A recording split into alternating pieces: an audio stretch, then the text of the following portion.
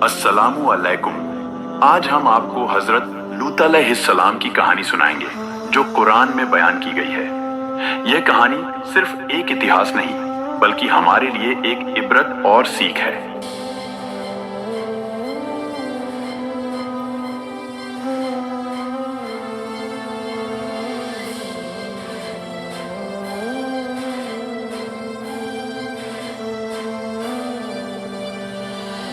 हजरत लूत अलैहिस्सलाम अल्लाह के उन पैगंबरों में से थे जिन्हें गुमराह और बुराई में डूबी एक कौम की हिदायत के लिए भेजा गया था। इस कौम ने ऐसे गुनाह किए जो इंसानियत के लिए शर्मनाक थे।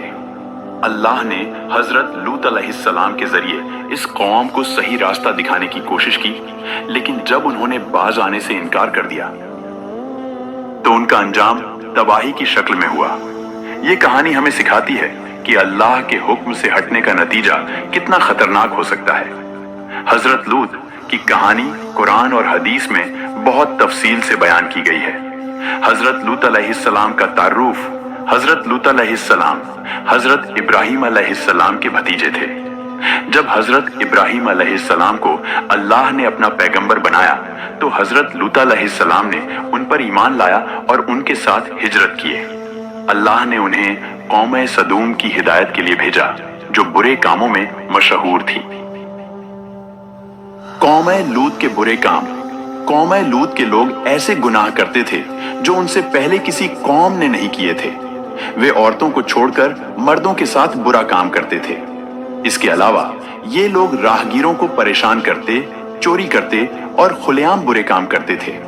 यह कौम अपनी हरकतों में इतनी गुमराह हो चुकी थी कि सही बात सुनना भी उन्हें पसंद नहीं था। हजरत लूत अलैहिस्सलाम की नसीहत और कौम का इनकार। हजरत लूत अलैहिस्सलाम ने अपनी कौम को बार बार समझाया और अल्लाह के अजाब से डराया। उन्होंने कहा,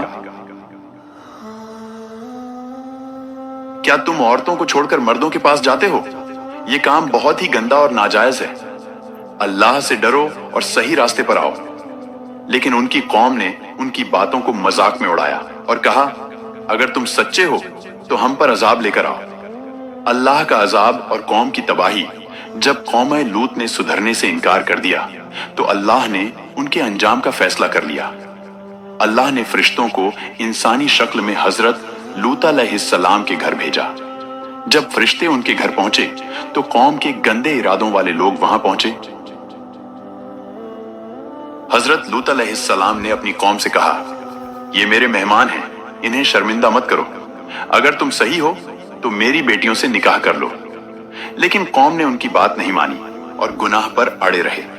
फिर फरिश्तों ने हजरत लूत अलैहिस्सलाम से कहा कि आप और आपके ईमान वाले लोग इस शहर को रात में छोड़ दें। इसके बाद अल्लाह का अजाब आया।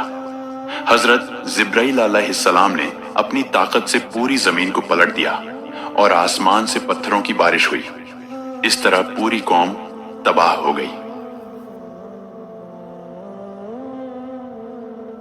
बीवी का जिक्र और उसका किरदार। हजरत लूत अलैहिस्सलाम की बीवी, जिसका नाम कुरान में वाज़े नहीं बताया गया, लेकिन उसके किरदार का जिक्र है। वो अपनी कौम की गुमराही और बुराई में शरीक थी।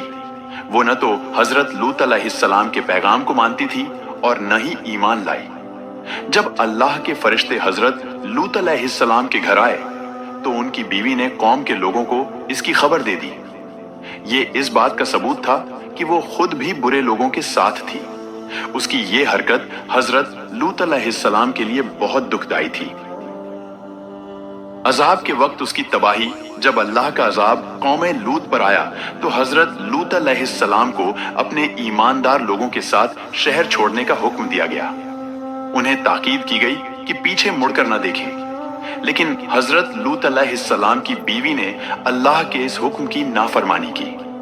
उसने पीछे मुड़कर देखा और वो भी अजाब की शिकार हो गई।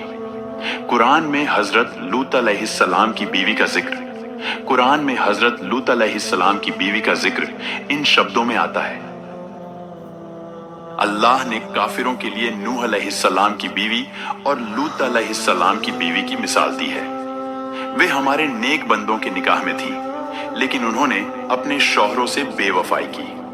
حضرت لوط علیہ السلام کی بیوی سے یہ سبق ملتا ہے کہ خون کا رشتہ یا قریبی ہونے کا فائدہ تب تک نہیں ہوتا جب تک انسان خود ایمان اور نیک عمل نہ اپنائے۔